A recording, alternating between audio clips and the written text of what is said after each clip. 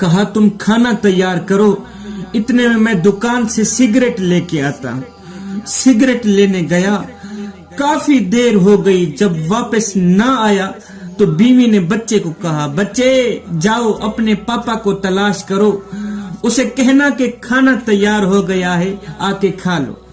آئے بچہ روتا ہوا واپس آیا، کہتا ہے ماں تم کس پاپا کی بات کر رہی ہو؟ ابا اپنے پیروں پہ تو گیا تھا، اب لوگوں کے کندھوں پہ سوار ہو کے آ رہا ہے۔ اپنے پیروں پہ تو گیا تھا، اب لوگوں کے کندھوں پہ سوار ہو کے پاپا آ رہا ہے۔ آئے راستے میں موت نے میرے پاپا کو اپنی گرفت میں لے لیا، اب میرا پاپا اس دنیا میں نہیں رہا۔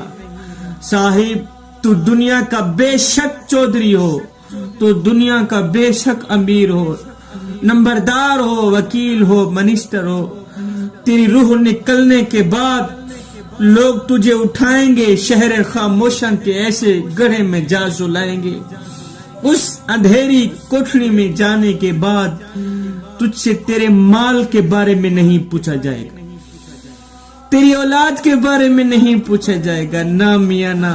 قبر میں تو رب کی پہچان کرائی جائے گی، تجھ سے تیری جوانی کے بارے میں پوچھا جائے گا کہ میاں بتا اپنی قیمتی جوانی کہاں گزار کے آیا ہے تو، اور تیری جوانی کسی چوک پہ تو نہیں گزری، تیری جوانی آوارگی میں تو نہیں گزری، وہ اپنی جوانی شرابیں پی کے تو نہیں گزار کے آیا، اپنی قیمتی جوانی کو تو نے گلیوں میں بازاروں میں برباد کر کے تو نہیں آیا۔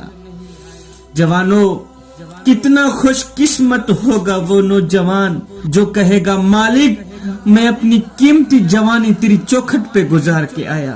صاحب ایک یہ جہان ہے، ایک وہ جہان ہے، ان دونوں جہانوں کے درمیان فاصلہ ایک سانس کا ہے، اگر سانس چلتی رہی تو یہ جہان، اگر سانس رک گئی تو پھر وہ جہان۔ جوانوں میں مردوں کی بستی سے زندوں کی بستی میں آیا ہوں، راستے میں مجھے شہر خاموشاں والے ملے، بڑے بڑے رئیس، بڑے بڑے امیر، وہ لوگ بھی ملے جو اپنے بدن پر چٹکی مٹی کی بھی نہیں پڑنے دیتے تھے، جو گرمی کے موسم میں دھوپ میں نکلا نہیں کرتے تھے۔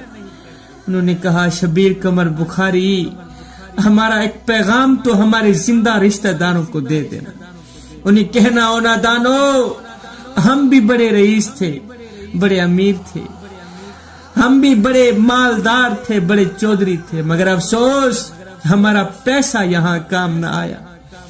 ہم بھی تمہاری طرح مالدار تھے، دولت مند تھے، مگر ہائے ہماری امیری کام نہ آئی، ہمارا مال کام نہ آیا، ہمارا سرمایہ کام نہ آیا، ہماری اولاد کام نہ آئی۔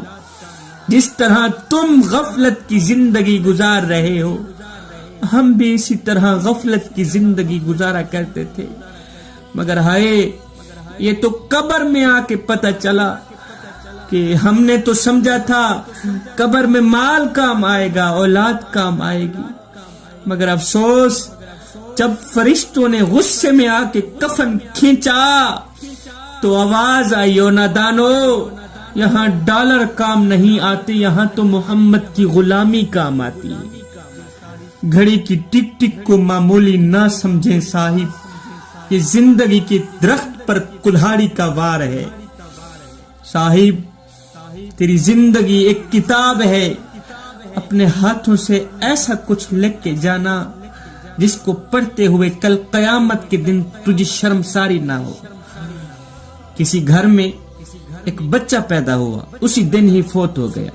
اب گھر والے رونے دھونے میں مصروف تھے، ایک اللہ والے بزرگ کا، فقیر کا وہاں سے گزر ہوا۔ گھر والوں کو اس حال میں دیکھ کر کہا کیا ہوا، یہ کیوں رو رہے ہیں؟ کسی نے کہا جی بچہ پیدا ہوا ہے، فوت ہو گیا۔ یہ سن کر اس فقیر نے کہا او نادانو، اور بجائے اپنے عزیز کے انجام سے آگاہ ہونے تم الٹا کام کر رہے ہو۔ کہا اور رونے والو، بچہ پاک ہی اس دنیا میں آیا تھا اور پاک ہی اس دنیا سے رخصت ہو گیا، پاک ہی اس دنیا میں آیا تھا اور پاک ہی اس دنیا سے رخصت ہو گیا۔